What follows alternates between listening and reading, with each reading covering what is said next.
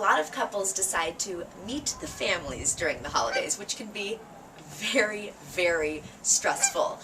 Maybe not so much for you, but for your partner, because they're going into all of your family dynamics that they don't know. There are inside jokes that are going on. There's a lot of judgment. There's a lot of expectation, not only on the family, on how you are, but also your significant and how you're interacting with each other. So a big part of it is helping it to not be nervous, making meeting the family comfortable for everyone involved. And in order to do that, you need to be prepared. One of the things you want to do is make sure that you put a focus on romance in addition to family, because it's not just about the family. This is the holidays, which means that your significant is probably not with their family during the holidays, and you're taking time off, you're spending money. This might be your first big vacation together, so you want to make sure that you are making each other feel very special and doing little things to be romantic for each other. So these are tips to help minimize the stress around meeting the family during the holidays. Before you go, one thing you want to think about is where you're going to stay. Your significant might not want to stay at your parents' house. As much as you might think it's fun and you want to stay in your old room and see all of your friends and be with your siblings, not so fun necessarily for your significant. She doesn't want to stay in your Star Trek sheets, or he doesn't want to stay in your flowery room. They also want to have a little bit of privacy. Remember, you're not just thinking about you and your family, you're thinking about your significant and how they're going to feel. You can have couple time. It's not constantly family time. I'm at the stunning Broadmoor Hotel in Colorado Springs, Colorado, which is one of the idyllic hotels of America. It's a 5-star, 5-diamond hotel that is all about perfection. You feel so special when you walk in here, and it is amazing for not just families, because there are a lot of them here, but also couples. The romance is everywhere. There are swans. I mean, really, you can't get much more romantic than this. I went on an amazing hike this afternoon. You can do fitness classes. I did this great abs class that works the arms and stretches you out and just is the best way to start the day, especially before you go and meet the family. Before you go, you also want to talk to your family about what the expectations are. You want to let them know that you are going to take some couple time alone. This is not about being selfish. It's about being conscious, not only of your family, but also of your significant. Before you go, you also want to think about a gift. It's a good idea for your significant to bring a gift to the host of the party. So if that's your mom, if it's your sister, if it's a good friend, but don't just say, bring a gift, figure it out. Help them figure out what this gift is. You know the person who you're going to go and visit. Let them know. They like chocolate. They're big foodies. They're really into wine. They like arts and crafts, so that they can think of something small and appropriate, under $20.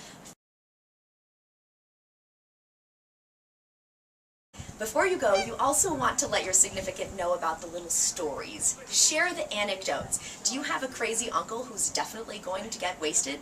Do you have a sister-in-law who is absolutely going to say some nasty things?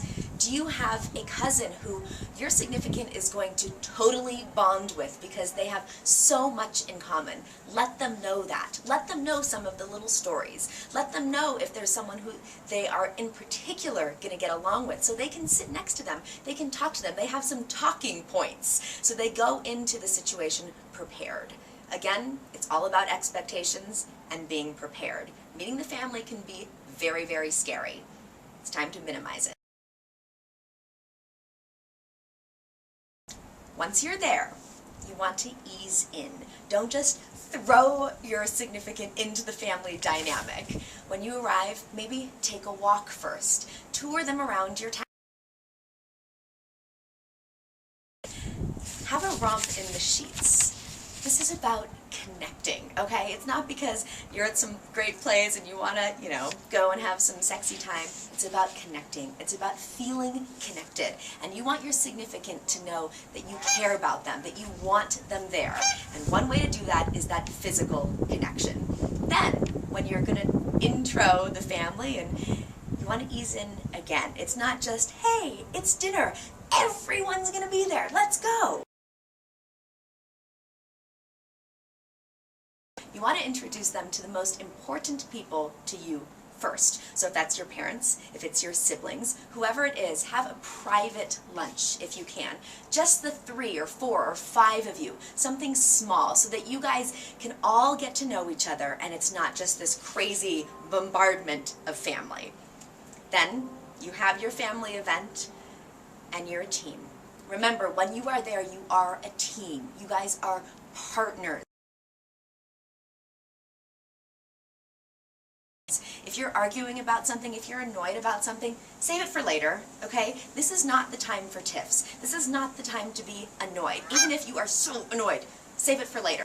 You don't want the family to see you guys fighting because you don't want to show that. The family doesn't want to see it, and your significant doesn't want the family to see that either. It's about presenting a united front. You want to appear and actually be connected. One great way to do that, take a break, okay? Have some romance. Remember, this is not just about the family, this is about you guys and your connection. Have a private dinner together, something really romantic. If it's at a fancy restaurant, if it's at a really cute little bar that you love, have that private time. Maybe have a spa treatment together, get a massage.